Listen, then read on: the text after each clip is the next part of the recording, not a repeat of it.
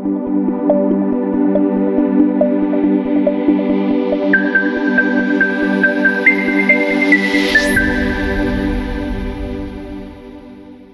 sahabat Visi.News, berjumpa kembali dengan program kami Ngador, Ngawangkong Door to Door. Ngador hadir di tengah-tengah kesibukan Anda sekalian bersama saya Aib S. Abdullah sebagai pemandu obrolan ringan ini. Pada edisi kali ini ada hal yang berbeda. Kebetulan kita akan berbincang-bincang mengenai serikat pekerja, tapi tempatnya sangat asik nih. Pagi-pagi hari Minggu di Pantai Pangandaran. Nah, kebetulan kita ingin bicara mengenai serikat pekerja, tapi ada yang sangat menarik. Kebetulan yang akan kita ajak berbincang pada pagi ini seorang buruh yang sangat berhasil dalam kehidupannya. Kita sangat jarang seorang buruh putranya jadi dokter. Bahkan putra yang satu lagi sedang mau menyelesaikan pendidikannya di Fakultas Kedokteran. Ya, ini sangat luar biasa nih dari seorang pekerja pabrik bisa mensejahterakan keluarganya. Baiklah, pada pagi ini sudah ada di hadapan kita sekalian, sahabat Visi.News. Sahabat kita Kang Haji Usep Mulyana. Ya. Beliau Assalamualaikum Kang Haji Usep. Waalaikumsalam Pak Haji Damang.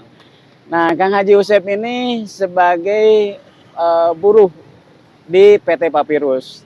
Tapi karena keberhasilan dalam mengelola kesejahteraannya, beliau didorong oleh teman-temannya menjadi ketua unit PUK ya. Di ketua PUK SPKF. Ya, ketua PUK Federasi Serikat Pekerja Kimia, Energi, dan Pertambangan Serikat Pekerja Seluruh Indonesia, unit PT tersebut. Kemudian beliau juga sebagai ketua pengurus cabang FSP SPSI Kabupaten Bandung. Ya, betul. Kang Haji, kita akan ngobrol-ngobrol nih. Karena ya mas santainya ada. Boleh. Suasana pagi yang luar biasa, Pak. Iya. Betul.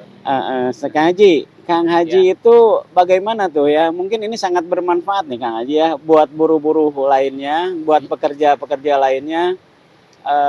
Bagaimana sih bisa ya seorang pekerja pabrik ya sudah dikatakan terukur gitu ya, gaji sesuai UMK. Tapi Kang Haji ini berhasil, Kang Haji. Bagaimana itu Kang Haji tuh? Sejarahnya itu bisa. Boleh, ini sedikit saya sampaikan. Barangkali kebetulan memang takdirnya Allah ya sudah menentukan bahwa keberhasilan seseorang, keberhasilan adalah seorang anak juga adalah merupakan suatu keberhasilan orang tua juga. Betul. Karena doa orang tua kita, ibu kita yang telah mendoakan kita agar anak-anaknya bisa berhasil. Dan mungkin saya sebagai keluarga ingin anak kita menjadi orang yang sukses. Betul. Itu barangkali Pak M. Terkait memang saya sebagai pekerja, artinya karyawan buruh ya, sebagai serikat pekerja, kami kebetulan menjadi ketua PC di Kabupaten Bandung. Mungkin adalah salah satunya penghargaan yang diberikan oleh teman-teman agar kami bisa memimpin pekerja atau menjadi pimpinan unit kerja. Itu adalah mungkin takdir ya, Pak ya. Iya. Takdir katanya gitu ya. Tapi takdirnya ini luar biasa nih. Jadi kita ingin lebih tahu lebih jauh Kang Haji ya. Bagaimana Kang Haji berproses ya. Sampai bisa mendidik anak-anak itu berhasil Kang Haji. Itu mungkin ya bagaimana caranya gitu Kang Haji? Pertama kita bertanya kepada anak bahwa anak itu mungkin punya cita-cita ya. Pada saat itu di usia 5 tahun, anak saya tanya, kamu nak cita-citanya pengen jadi apa? Kebetulan pada waktu itu dia ingin menjadi dokter. Itu adalah motivasi awal. Kemudian karena memang cita-cita itu adalah sangat penting ya dalam kehidupan masa depan anak, maka itu adalah doa yang luar biasa apa yang diucapkan. Karena dulu saya pernah mengalami bahwa cita-cita saya sejak kecil, waktu saya pulang dari sekolah ya Pak Ep ya, saya ngobrol dengan teman-teman. Saya tanya teman-teman, kamu cita-citanya jadi apa? Ada yang bilang jadi dokter, ada yang bilang jadi presiden, ada yang bilang jadi tentara gitu ya. Mereka bertanya kepada saya, Pak Usep, kayak Usep katanya ya, kamu cita-citanya ingin jadi apa? Gitu. Saya jawab, saya ingin bekerja di PT Papirus Sakti atau di pabrik kertas gitu ya. Cita-cita itu ya. Cita-cita. Waduh. Makanya kita terpikir bahwa cita-cita seorang anak itu adalah doa, Pak. Iya, iya, iya. Cita-cita seorang anak itu adalah doa. Doa. Oh. Jadi harus yakin sekali Ngaji ya ketika anak itu punya cita-cita itu sebuah doa Ngaji ya. Iya. Ngaji, Kang Haji teh putra teh sabaraha sebetul nama sih. Terus diurut namina saha, terus nuka dua saha, kuliah di mana, nuka tilu saha, terus istri oge sabaraha hiji Kang Haji. Mantap, mantap. Mantap. Kebetulan istri saya baru satu, Pak. Baru satu. Iya. Baru satu ya. Baru satu, tapi nggak nambah ya. Nggak nambah. Ya Kang. Satu. Nikah tahun berapa Kang Haji? Itu nikah di tahun 92. 92. Iya, betul. Anak yang pertama dari pernikahan itu lahir seorang anak pertama yang namanya Muhammad Fauzan Ali. Ya. Terus yang kedua adalah Siti Salva Safira. Kemudian yang ketiga adalah Putri Haifa. Nah, pada waktu itu anak saya di usia sama dulu cita-cita saya, di usia 3 atau 4 tahun. Kemudian di 5 tahun saya tanya, kamu cita-citanya pengen jadi apa? Pada waktu itu anak saya bicara, ingin jadi dokter ayah katanya. Nah di situ baru terpikir, udah saya bilang ke ibunya, Mah, mulai saat ini kita harus nabung. Karena kita seorang pekerja buruh, mana mungkin bisa menyekolahkan anak sampai ke kedokteran. Mulai saat ini, di usia 5 tahun ke depan, kita harus menabung. Gitu Pak. Iya, iya, iya. Jadi kuncinya menabung Kang Haji ya. Menabung betul. Kang Haji nabung teh gampang nih Kang Haji. Ari nu sanes. Kumaha tah Kang Haji? Nah, supaya nabung itu benar-benar ngumpul Kang Haji. Tong nabung teh save day. Kebetulan kan karena yang pernah saya alamin cita-cita itu adalah doa. Doa. Maka anak punya cita-cita itu doa juga ya. Nah, disitulah saya mulai mencoba membangun bagaimana ini anak agar bisa sekolah ke kedokteran. Salah satunya itu dengan menabung ya, Pak ya. Enggak. Nabung nanti pepereket gitu Ngaji atau kan saya nanti berhasil Ngaji nabung teh save day. Mungkin kita lihat sesuai dengan kemampuan. Sesuai dengan kemampuan. Pada waktu itu saya coba menabung. Tapi Kang Haji waktu itu penghasilan berapa yang ditabungkan berapa Ngaji? Waktu itu kira-kira di tahun 93 itu upahnya baru nyampe 1.500. Kemudian kan cita-cita anak itu kira-kira tahun 2005 ya. 2005 itu kita anak itu cukup besar gitu ya. Makanya saya cita-cita waktu itu anak cita-citanya ingin jadi dokter, maka saya berusaha untuk menabung. Karena pada waktu itu kan saya baru nikah tahun 93 ya. Jadi belum punya anak. Beberapa tahun kemudian saya punya anak di tahun 95, 96 gitu ya. Nah disitulah mungkin saya mulai menabung. Jadi yang ditabungnya berapa persen dari penghasilan Kang Haji? Berapa persen dari penghasilan mungkin kira-kira anggap aja lah 10 atau 20% kita sisipkan. 10 sampai 20%. Iya. Tapi rutin selama berapa tahun itu Kang Haji? di usia yang di usia yang 5 tahun itu kita menabung. 5 tahun sampai usia anak sekitar 20 tahun gitu atau 15 tahun ya. Berarti Sampai selama 10 tahunan Kang Haji ya menabungnya. sampai ya kurang lebih lah 10 tahun Pak Em. Oh, jadi kelihatannya yang disampaikan oleh Kang Haji Usep ini kuncinya menabung, tapi menabungnya benar-benar disiplin. Iya, Betul. disiplin dan konsisten. Sehingga walaupun cuma 10-20%, tapi karena nabungnya ini rutin dan disiplin, akhirnya terkumpul juga. Nah, Kang, terus setelah tabungan mencukupi, kemudian anak bisa langsung keterima kedokteran, Kang? Atau gimana, Kang? Itu proses ya. Proses. Karena apa yang disampaikan itu merupakan suatu cita-cita yang harus kita wujudkan. Artinya, mulai anak dari usia SMP itu belajar lebih giat.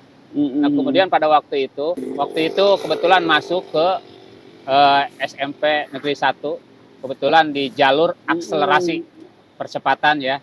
Nah, SMP Negeri 1 ya, Balai Endah. Balai Endah. Nah, dalam usia itu dia artinya selama sekolah itu bisa 2 tahun di SMP itu ya. Kemudian setelah dari itu saya tanya, kamu mau ke Aksel lagi ya nggak? Nggak, cukup aja ya katanya. Ya, saya coba mencari sekolah yang swasta gitu ya, tapi punya sarana pendidikan yang memadai gitu ya. Saya coba masukkan ke Darul Hikam. Ya. Darul Hikam Dago. Iya, betul. Waduh. Kang Haji kan tebih, Kang Haji di Ciparai menyekolahkan anak di Dago. Ini jaraknya saja lebih dari 15 kilo tiap hari ngaji ya. Siap. Terus gimana Kang Haji itu?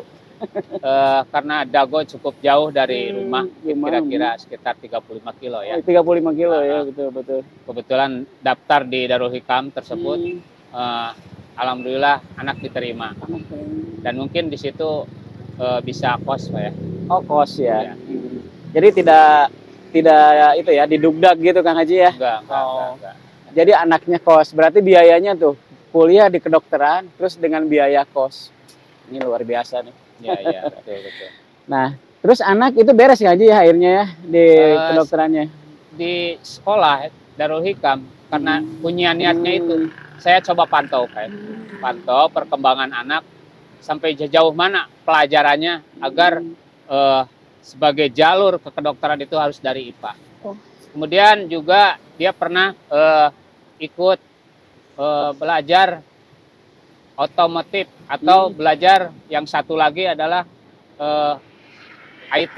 Kebetulan pada waktu itu anak saya juara di lomba robotik.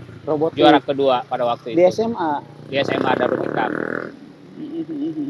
Setelah itu karena memang minat dan bakatnya di akuntansi dan IT, tapi ternyata kan cita-citanya ingin jadi dokter. Maka saya arahkan pada waktu itu untuk ikut bimbel. Bimbel pertama masuk ke SSC. Dan setelah itu saya masukkan ke SGO. Agar pelajaran yang berhubungan dengan IPA atau dengan kedokteran itu adalah jalur yang harus ditempuh, maka itu yang harus kita lakukan. Diprioritaskan ya. Oh, iya. Proses itu masih belum selesai di situ. Setelah kita di sekolah kelas 2 gitu kan, karena jalurnya itu harus dari IPA. Maka saya pantau bahwa anak itu harus masuk IPA dulu dan mempelajari pelajaran yang memang berhubungan dengan IPA ya. Tidak mengesampingkan pelajaran yang lain. Makanya 80% itu harus digenjot pelajaran itu. Maka nilainya akan meningkat dan otomatis yang pertama langkah yang harus kita lakukan masuk dulu IPA. Nah, setelah itu baru kita pantau, setelah masuk di IPA kita pantau bagaimana anak ini agar bisa lulus di kedokteran. Usahakan prestasinya lebih meningkat. Dan kebetulan pada waktu itu anak saya prestasinya naik, terakhir menjadi ranking pertama. Ranking pertama di sekolah? Di sekolah. Di jurusan IPA? Jurusan IPA. Waduh. Padahal bukan itunya ke situ ya, bukan minatnya, bukan ke itu ya, ke keberhasilannya ya Kang ya. Kang, terus dari situ berarti anak sudah Punya bekal. punya modal ya. Iya, punya Nah, modal. langsung masuk ke kedokteran. Iya, Oh, gitu. iya. Ke kedokteran di mana Kang kedokterannya? Kebetulan pada waktu itu Hmm, saya sarankan hmm, kuliah untuk di swasta. di swasta. Oh, Iya. memang niatnya ke swasta, tidak ke swasta. negeri dulu kan? Nah, kalau ke negeri itu hanya sekedar mencoba Iya, iya. bagaimana kemampuan Anda itu Hmm. bisa masuk ke negeri. Hmm, Tapi betul. saya sarankan lebih ke swasta. Swasta. Akhirnya anak menurut ya? Iya. Langsung di kampus mana Kang? Pada waktu itu saya coba masuk ke Unisba. Unisba. Pertama itu pada saat itu udah sertifikasi kedua, Oh. kemudian juga punya nuansa agama. Itu Iya, iya, iya. motivasinya ke situ. Betul, betul. Nah, akhirnya anak kuliah di Unisba sampai beres ya Kang Haji ya? Alhamdulillah. Ya. Oh, gitu. Terus saya dengar yang keduanya juga di kedokteran juga Kang Haji? Ya. Hmm, Kebetulan karena kakaknya berhasil, betul. anak yang kedua ini juga sama cita-citanya. Jadi dokter ya? Iya, jadi dokter. Walaupun memang kondisinya sudah morat-marit Beda ya? gitu ya, morat-marit kondisinya Beda dengan pada yang saat pertama yang kedua ya? gitu ya. Betul, betul. Tapi saya tetap menyampaikan kepada anak, Anda cita-cita yang sama dengan kondisi ayah yang memang Beda. seperti ini, beda dengan yang pertama. Itu harus dari nol lagi kata saya. Tapi saya tidak akan menutup kemungkinan kalau memang Anda berhasil. Mangga silahkan. Iya, Mungkin iya. Allah yang memberikan rezeki kepada kita. Iya, Kita iya. hanya berusaha. Hanya berusaha ya. Nah, yang kedua ini di kampus yang sama. Sekarang udah semester berapa Kang? Kebetulan pada waktu itu ya, saya sarankan agar anak tersebut juga masuk swasta. Kenapa? Kalau ke negeri mungkin kita harus bersaing dengan beberapa provinsi ya, mungkin se-Indonesia. Betul. Itu luar biasa Pak ya persaingannya. Kalau di swasta mungkin ada beberapa sekolah yang memang alternatif untuk bisa masuk. Nah, kebetulan anak yang kedua ini saya coba ikut PMDK dan alhamdulillah diterima. Di Unisba juga? Di Unisba. Oh iya. Dua berarti ya Kang Haji ya? Dua ya. Terus yang itu udah semester berapa sekarang? Yang kedua? Sekarang sudah semester 5. Oh 5 ya. Jadi sebentar lagi Kang Haji ini punya 2 dokter ya? Insya Allah. Iya. Luar biasa nih sahabat Bisindo News, 2 dokter dilahirkan dari seorang pekerja di sebuah pabrik.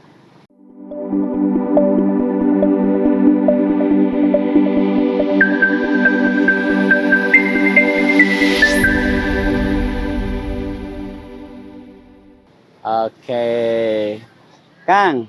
Siap. Kang Haji ini berhasil ya di keluarga. Kemudian teman-teman di tempat pekerjaan di pabrik itu kelihatannya mempercayakan juga ke Kang Haji nih, ya. Itu gimana Kang? Katanya Kang sekarang di PUK juga, ya. Gimana tuh Kang? Cerita ke belakang ya, singkat. Kebetulan saya waktu sejak SD gitu ya, sampai SMA itu saya senang di organisasi waktu itu di Pramuka. Memang cukup luar biasa, yaitu bekal untuk masa depan sebagai orang yang punya kemandirian. Kedewasaan. Itu diawali dari bekal SMA. Kemudian pada waktu itu memang saya masuk ke perusahaan. Apa yang pernah saya ceritakan bahwa saya ingin bekerja di perusahaan kertas. Kebetulan pada waktu itu sudah takdirnya Allah ya. Saya diterima di perusahaan itu pada tahun 89. Pak. Benar itu doa ya. Doa itu dikabul ya. Iya. Nah, kebetulan karena memang punya dasar di organisasi, semenjak itu saya melihat gitu ya, bahwa masih ada yang kurang di perusahaan itu. Ya mungkin terkait masalah upah, terkait masalah kesejahteraan, terkait masalah sarana dan prasarana itu tertarik di situ ya. Itu adalah titik awal saya di organisasi PAEP. Jadi satu itu ada tantangan ya untuk memperbaiki itu. Luar biasa. Terus Ya. kedua ada sifat untuk menolong berarti Kang. Iya, siap insya Allah. Membantu orang lain ya. Nah akhirnya dari situ teman-teman langsung mendorong Kang Haji menjadi ketua serikat gitu Kang. Pada waktu itu memang proses kita berjuang untuk menyampaikan bahwa selayaknya perusahaan itu ada berkesinambungan yang baik terhadap pekerja, balan gitu ya. Satu sisi perusahaan juga harus maju, harus makmur, dan karyawan juga harus sejahtera. Nah disitulah saya muncul bahwa ada yang kurang dalam memberikan kesejahteraan. Maka disitulah kami mulai merintis bagaimana bahwa kita punya kekuatan atau punya power untuk menyeimbangi kekuatan perusahaan. Nah pada saat itulah kebetulan ada yang namanya organisasi SPSI, Serikat Pekerja Seluruh Indonesia. Nah di situ saya konsultasi bagaimana hak dan kewajiban yang harus diterima dan diberikan kepada perusahaan. Dari situlah saya masuk di Serikat Pekerja Seluruh Indonesia pada waktu itu di tahun 91 ya, merintis, dan alhamdulillah saya berhasil di tahun 93 itu SPSI berdiri di perusahaan itu. Nah itu adalah berarti yang tonggak pertama awal. itu.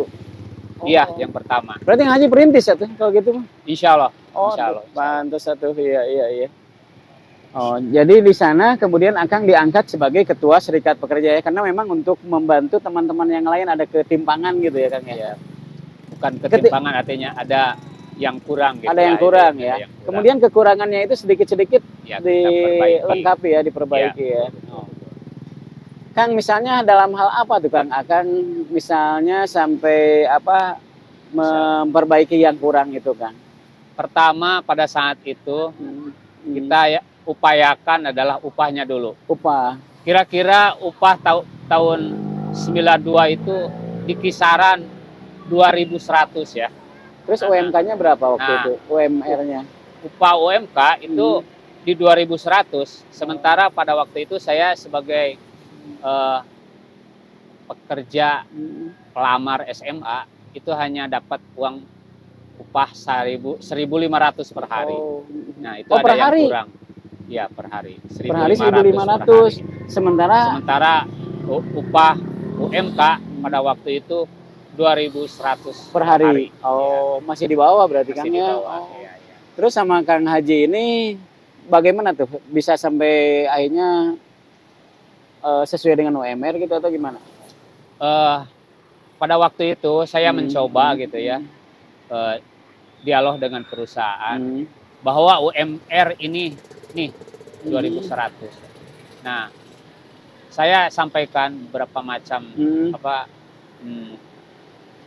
alasan, argumentasi agar ini memang harus bisa diterima oleh perusahaan. Pada waktu itu saya bikin surat secara tertulis untuk menyampaikan bahwa UMK itu 2.100. Sudah 2.100. Ya. Nah itu alhamdulillah pada waktu itu berproses gitu ya, sehingga perusahaan mau melaksanakan upah UMR pada waktu itu 2.100. Iya. Betul, itu mungkin titik awal yang awalnya kita lakukan. Nah, kemudian setelah itu Akang juga dipercaya akhirnya ya, karena dianggap punya kemampuan menjadi serikat pekerja tingkat kabupaten ya Kang.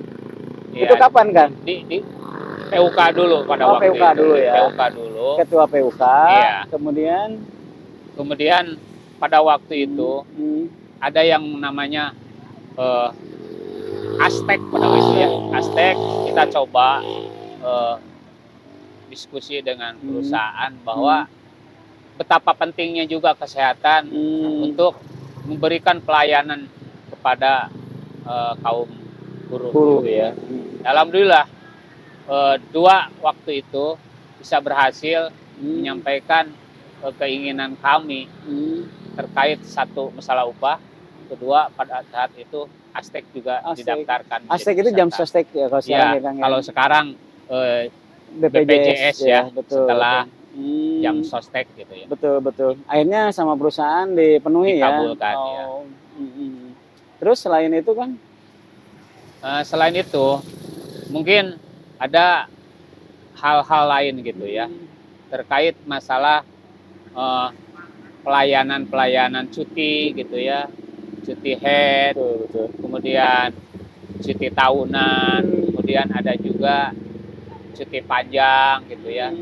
Nah, akhirnya itu sedikit-sedikit kita coba agar kita balan gitu ya. Satu sisi perusahaan mendapatkan keuntungan dan kita juga mendapatkan pelayanan yang cukup lah dari perusahaan itu, Pak. Nah, akhirnya di tingkat perusahaan itu Kang Haji Usep ini banyak hal yang diperbaiki, Kang Haji ya. Terus bagaimana itu prosesnya sampai Kang Haji akhirnya dipercaya untuk tingkat kabupaten? Ini kan tingkat kabupaten luar biasa, Kang Haji. 31 kecamatan mempercayakan ke Kang Haji. Siap. Saya kebetulan oleh teman-teman gitu ya, ditunjuk untuk menjadi ketua unit pada waktu itu. Ya. Dan kebetulan saya tidak berambisi untuk menjadi ketua. Saya coba tawarkan kepada teman saya untuk menjadi ketua PUK di PT Papirus Sakti. Betul. Selama 1 periode gitu ya. Karena satu periode itu 3 tahun, 5 tahun, Kang Haji? 1 periode itu 3 tahun. 3 tahun. Nah, kebetulan teman-teman berharap saya harus maju menjadi ketua. Maka pada tahun itu, tahun berapa? Tahun sekitar 95 kali itu ya. Saya mulai menjadi ketua PUK. Gitu ya. Itu, Pak. Terus setelah itu?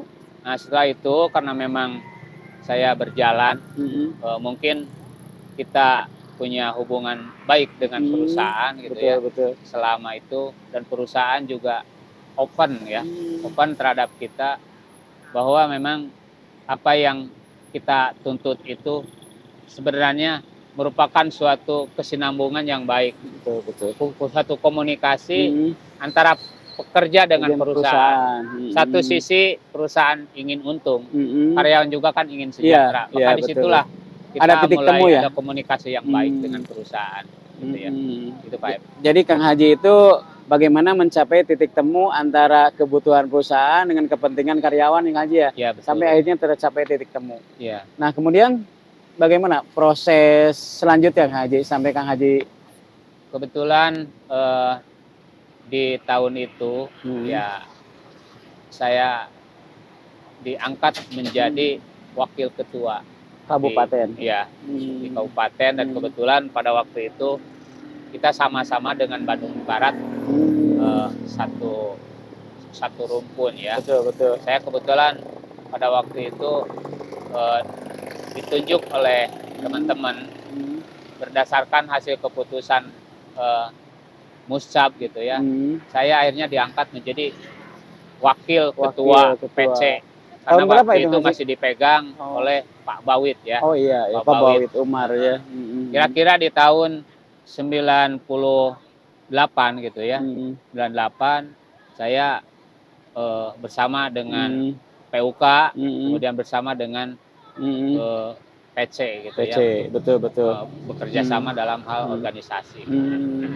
Akhirnya setelah jadi wakil ketua, Kang Haji kemudian jadi ketua seperti sekarang.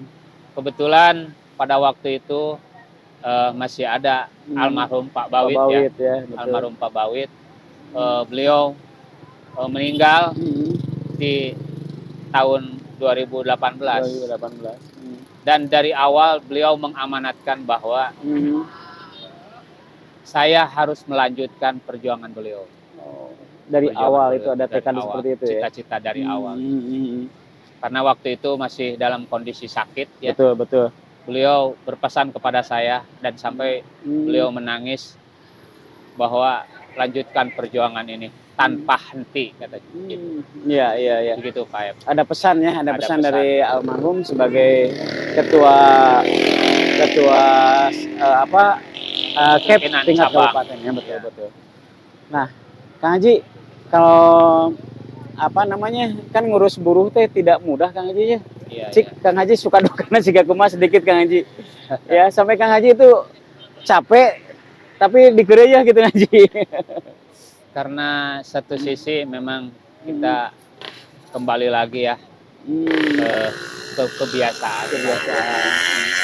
Kalau orang misalkan biasa Hmm. nyopir di jalan, mungkin sudah terbiasa dengan Terbiasa. kondisi jalan. Hmm. Kalau mungkin saya sudah terbiasa mungkin Pak Ep menghadapi teman-teman gitu Iya, ya. iya. Jadi ya relax aja lah ya. Relax aja ya. Karena memang situasinya memang seperti itu dan memang itu merupakan suatu menu sehari-hari Pak Ep. Menu menu Sehari-hari. kacape ini mah Iya, luar iya, biasa. betul. Aduh, luar biasa ya Pak, sahabat Visudot News. Beliau ini ya mengorbankan, otomatis mengorbankan waktu, mengorbankan pikiran, mengorbankan tenaga, mungkin juga mengorbankan material.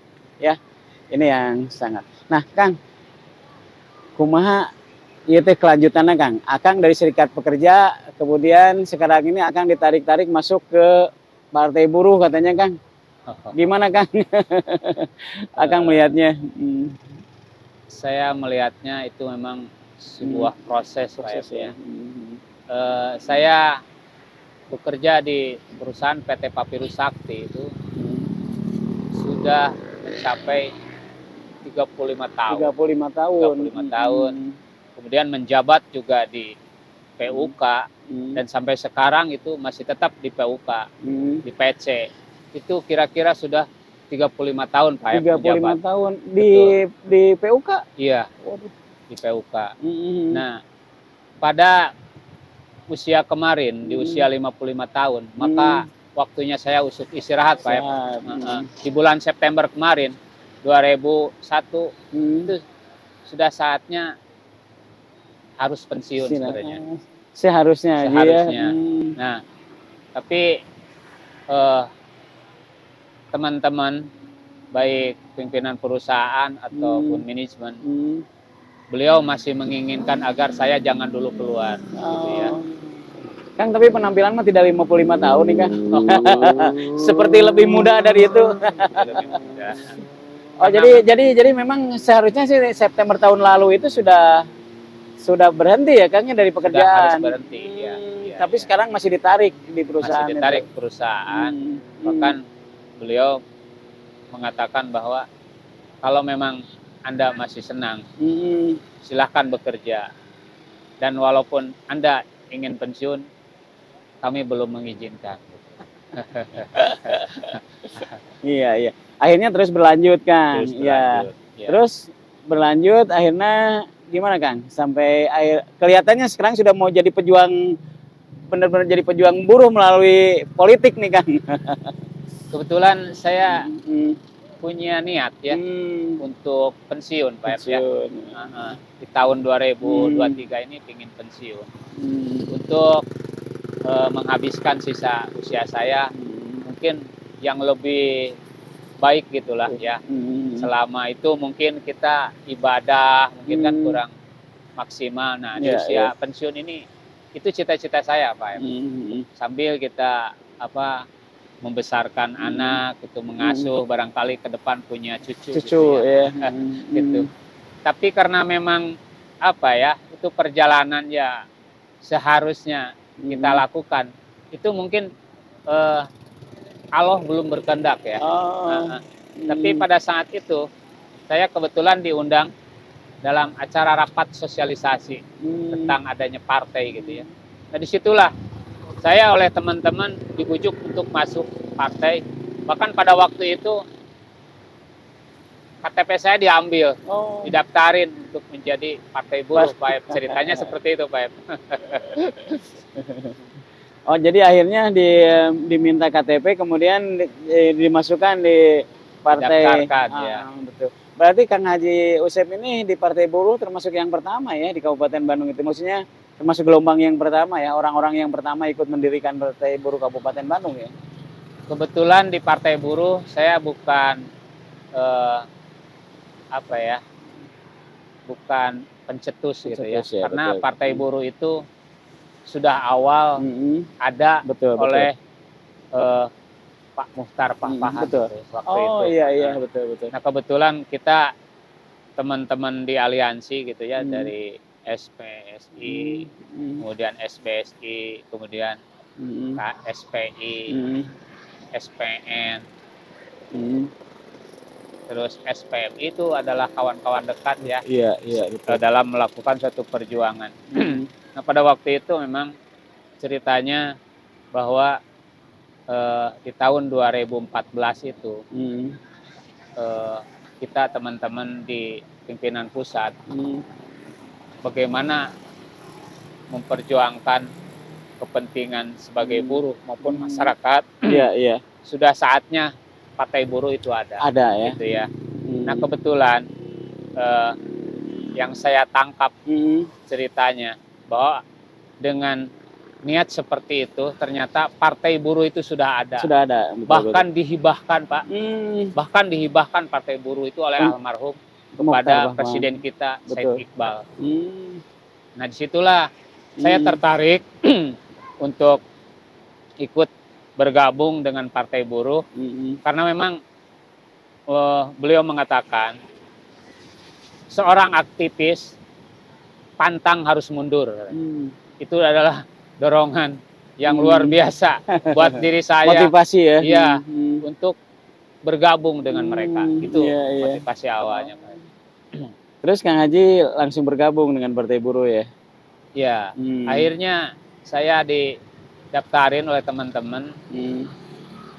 Nah, makanya disitulah saya punya niat bahwa Kang, saatnya kita harus maju gitu ya. Kang, kan kalau lihat potensi Kang Haji Usep ini sebetulnya mungkin ke partai-partai lain juga laku Kang ya. Nggak tahu ya. Nah kenapa Kang Haji Usep ini memilih Partai Buruh, jadi merasa cocok dengan Partai Buruh karena apa Kang? Saya kalau memang harus berpolitik gitu ya, dari awal memang saya punya kebiasaan gitu ya. Tapi pada waktu di usia SMA itu saya alergi dengan politik Pak. Makanya saya masuk menjadi karyawan, alergi dengan politik. Karena waktu itu juga saya memang pernah gitu ya, ikut-ikutan kesana kemari gitu ya. Nah, cuma selama bekerja saya tidak memikirkan gitu ya untuk menjadi bekerja atau menjadi aktivis di Partai Buruh atau ikut bergabung. Saya sama sekali enggak. Tapi karena memang pada saat di usia pensiun ini teman-teman mengajak dan bahkan mendaftarkan saya untuk bergabung. Nah mulailah di situ saya akan mencoba sisa usia ini untuk kemakmuran negeri ini, Pak. Iya. Jadi sekarang sudah mulai melalui Partai Buruh ini bisa melakukan sesuatu yang ini ya Kang ya. Ya untuk memperjuangkan buruh melalui partai gitu Kang. Karena memang Partai Buruh adalah partainya pekerja, Pak. Partainya pekerja. Jelas dan visi misinya juga. Kang, sebagai kalau misalnya Allah ya, kalau misalnya Tuhan itu memberi jalan, memberi keberkahan, Akang misalnya jadi Kang. Ya. Nah, itu kira-kira apa yang akan Akang lakukan di Partai Buruh ini? Dari awal saya memang tidak begitu ya berambisi karena memang itu adalah mungkin suatu takdir Pak. Betul. Seandainya saya terpilih gitu ya, itu sebenarnya sebuah musibah Pak. Musibah. Karena menjadi seorang pemimpin itu berat Pak. Iya. Betul berat. Kita memimpin negeri ini begitu banyak kan, hampir sekarang kurang lebih 250 juta. Iya. Memimpin diri sendiri aja atau keluarga itu saya belum mampu Pak. Betul, belum mampu. Bagaimana kita harus memimpin negeri ini? Itu tanggung jawabnya dunia akhirat Pak. Iya. Tapi karena memang kita harus ditakdirkan seperti itu, kita diajak. Ya mau tidak mau sebagai aktivis itu pantang untuk mundur Pak. Iya. Pak.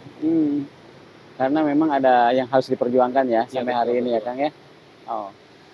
Kang, terakhir Kang, mungkin ada hal yang ingin disampaikan ke teman-teman pekerja yang kaitan dengan apa perjuangan buruh ke depan ini, Kang? Perjuangan buruh, kalau saya lihat di visi dan misinya itu jelas, gitu ya. Betul. Apa yang diinginkan oleh Partai Buruh itu adalah satu ya, kemakmuran negeri ini. Iya. Nah, kita sebagai pekerja berjuang itu suatu hal yang biasa, Pak. Pekerjaan sehari-hari, demo pekerjaan sehari-hari, main panas-panasan itu sudah biasa. Berjuang bersama teman-teman aliansi sudah biasa. Ikut-ikutan kesana kemari memperjuangkan kepentingan itu sudah biasa, gitu ya. Nah, dengan adanya partai ini adalah gerbong agar aspirasi itu bisa tersalurkan melalui parlemen. Itu, Pak. Iya. Jadi berharap memang ke semua pekerja ini kalau nanti ada wakilnya yang duduk di partai ini ya bisa memperjuangkan lebih banyak aspirasi dari buruh gitu, Kang ya? Iya. Ada lagi? Mungkin kita ingin menjelaskan ya. Orang berpandangan seperti ini. Oh itu mah partainya kaum buruh. Enggak juga ya sebenarnya. Kita perjuangkan berhubungan dengan masalah upah gitu ya, terkait masalah apa karyawan gitu ya, atau barangkali yang selebihnya gitu tentang nelayan, petani gitu kan, buruh macul, kemudian buruh honorer, guru honorer, kemudian tenaga kerja apa namanya yang keluar negeri gitu kan, TKI gitu ya, kemudian buruh migran. Itu adalah pekerjaan kami sehari-hari, Pak. Jadi sebenarnya bukan hanya untuk buruh saja. Kalau negara ini bisa dipimpin mungkin dengan partai buruh, insya Allah Pak bisa berhasil. Kenapa? Kami punya kekuatan massa, punya kekuatan mobilisasi. Seandainya ada seorang pekerja atau seorang buruh atau siapapun yang menjadi pemimpin di negeri ini, saya akan pimpin demo, akan saya lengserkan. Iya. Itu mekanisme memang. Tapi minimal di partainya itu bisa didemo, Pak. Bisa kita pecat. Itu karena kita punya massa, punya mobilisasi yang kuat. Kalau solid ya, Kang ya. Kalau solid apalagi. Itu yang kita harapkan. Betul. Aduh, mantap sekali. Siapa? Kang Haji Yusef, terima kasih sekali Kang Haji. Ini obrolan pagi udah langsung dapat vitamin nih. Vitamin untuk para buruh, tidak hanya di Kabupaten Bandung tentunya, buruh-buruh di luar Kabupaten Bandung juga bisa mengambil manfaat dari obrolan kita pagi ini. Baiklah, sahabat BC.News, kita cukupkan sampai di sini. Kang Haji Yusef, terima kasih banyak sekali Kang Yusef. Sama-sama, ya. Pak Ep, sama-sama. Orang sukses yang rendah hati nih. Kita tutup sampai di sini. Billahi taufiq wal hidayah. Wassalamualaikum warahmatullahi wabarakatuh. Waalaikumsalam warahmatullahi wabarakatuh.